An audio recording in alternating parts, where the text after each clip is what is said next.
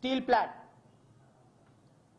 నేను విశాఖపట్నం ప్రజల తరపు నుంచి చెప్తున్నా, భారతీయ జనతా పార్టీని గెలిపించినటువంటి ఆంధ్రప్రదేశ్ రాష్ట్ర ప్రభుత్వానికి 164 సీట్లతోటి ఎన్డీఏ ప్రభుత్వానికి అధికారం ఇచ్చినటువంటి ప్రభుత్వానికి స్టీల్ ప్లాంట్ విషయంలో ఒక్క ఇటుక రాయి కదిలినా ఇటుక రాయికి ఒక శవం చొప్పున రాష్ట్రంలో రావణ కష్టం జరుగుతుంది.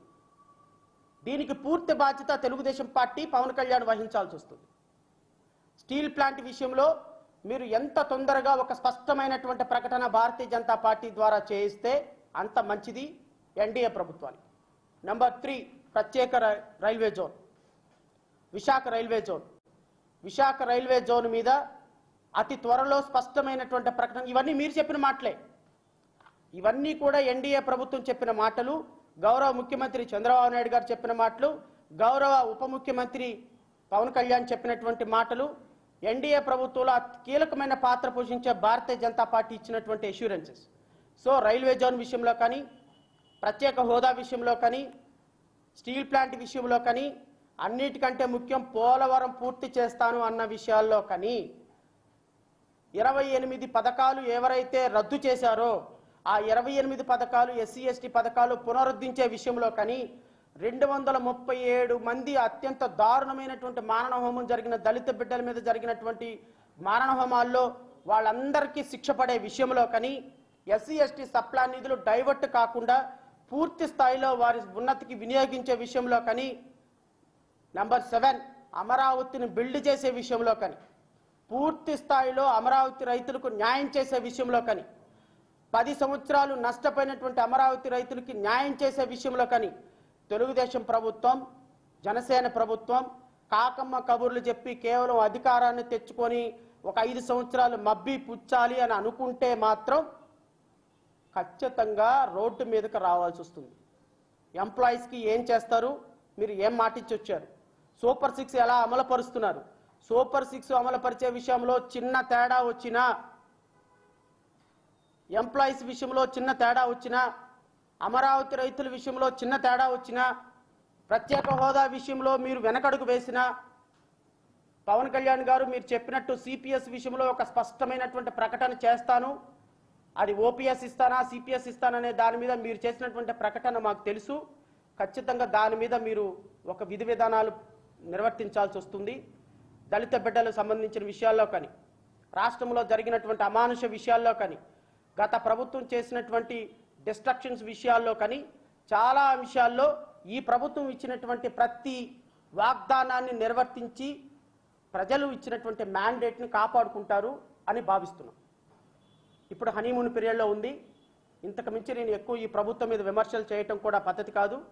గత ప్రభుత్వంలో చేసినటువంటి పోరాటాలని ఈ ప్రభుత్వం దృష్టిలో పెట్టుకొని, ఈ ప్రభుత్వం అన్నిటికంటే మరి ముఖ్యంగా చాలా ఇంపార్టెంట్ విషయం ఒకటి చెప్పాలి. గత ప్రభుత్వంలో 5 సంవత్సరాల్లో వాలంటీర్ల ద్వారా 32,000 ఆడపిల్లలు అదృశ్యం కాబడ్డారు. 32,000 మంది. ఈ 32,000 మందికి అదృశ్యం అవడానికి కారణం వాలంటీర్లు. ఇది as per honourable deputy chief minister statement.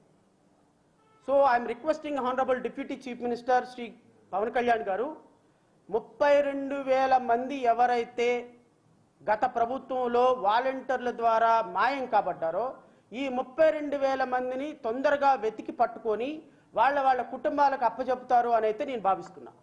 ఎందుకంటే హోమ్ మినిస్టర్ కూడా, సెంట్రల్ హోమ్ మినిస్టర్ కూడా కాన్ఫిడెన్షియల్గా మీతో చెప్పినటువంటి అంశాలు, ఇప్పుడు గౌరవ హోమ్ మినిస్టర్ కూడా మీ ప్రభుత్వంలోనే ఉన్నారు కాబట్టి, కేంద్రంలో మీ ప్రభుత్వమే అధికారంలో ఉంది కాబట్టి, ఈ 32,000 మందిని వీలైనంత తొందరగా అప్పజెప్పి వాళ్ళ కుటుంబాలకు ఇవ్వగలిగితే హానరబుల్ డిప్యూటీ చీఫ్ మినిస్టర్గా మీ యొక్క గౌరవం అత్యున్నతంగా పెరుగుతుంది.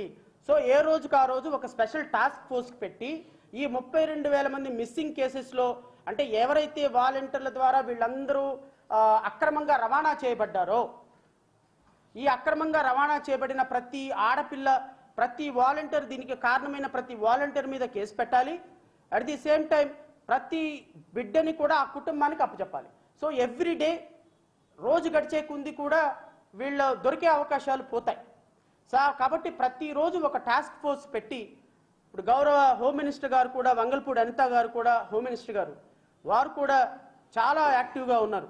ఎందుకంటే గత ప్రభుత్వంలో పాపం అన్ని పోరాటాలు చేసినటువంటి మాతో పాటు కలిసి పోరాటాలు చేసినటువంటి గౌరవ హోమ్ మినిస్టర్ గారు కూడా నిన్న ఒక స్టేట్మెంట్ ఇచ్చారు. ఎవరైతే ఇంకా పోలీసులు వైఎస్ జగన్మోహన్ రెడ్డి మీద ప్రేమ ఉందో వాళ్ళందరూ రిజైన్ చేసి వెళ్ళిపోండి అని.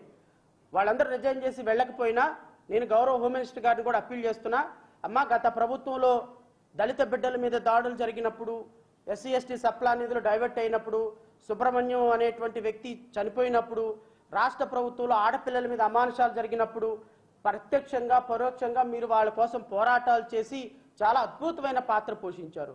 సో ఎవరైతే ఈ 32,000 మంది మిస్సింగ్ పిల్లలు ఉన్నారో వాలంటీర్ల ద్వారా ఈ 32,000 మందిని వెతికి పట్టుకొని వాళ్ళ పిల్లలకి వాళ్ళ కుటుంబాలకు అప్పచెప్పాల్సిన బాధ్యత కూడా గౌరవ హోమ్ మినిస్టర్ గారి మీద కూడా ఉంది అని నేను వంగల్పూడి అనిత గారిని కూడా రిక్వెస్ట్ చేస్తున్నా.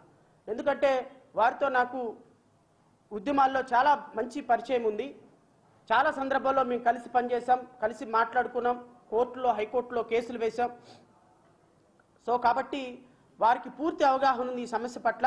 సో పవన్ కళ్యాణ్ గారితో మాట్లాడి ఆ 32,000 మంది డీటెయిల్స్ కావాలంటే నేను పంపిస్తాను మీ ప్రభుత్వానికి. ఖచ్చితంగా ఆ ప్రభుత్వానికి పంపించినటువంటి డీటెయిల్స్ ఎవరెవరు మిస్ అయ్యారో ఇవన్నీ కూడా మీ ప్రభుత్వం త్వరగా వెతికి పట్టుకొని ఆ కుటుంబాలకు న్యాయం చేయమని కోరుతున్నా. ఎవరెవరైతే 27 పథకాలు రద్దయినాయో ఆ పథకాల పేర్లు కూడా మీకు పంపిస్తాను. ఆ పథకాలు ఇమ్మీడియట్గా రిస్టోర్ చేయమని కోరుతున్నా. 2,237 మంది అమానుషమైనటువంటి చర్యలు ఏం జరిగిందో తెలుగుదేశం పార్టీ ఒక వెబ్సైట్లో, తెలుగుదేశం పార్టీ ఒక పుస్తకంలో ఈ 237 మంది అమానుషమైనటువంటి చర్యలు ఏ విధంగా జరిగినాయి అని ఒక బుక్ వేశారు, సిరీస్ ఆఫ్ బుక్స్ వేశారు. ఆ బుక్లో ఉన్న ప్రతి కేసుని మీరు వ్యక్తిగతంగా తీసుకొని, ర్యాండమ్గా కాకుండా వ్యక్తిగతంగా తీసుకొని మీరు చేస్తారని అయితే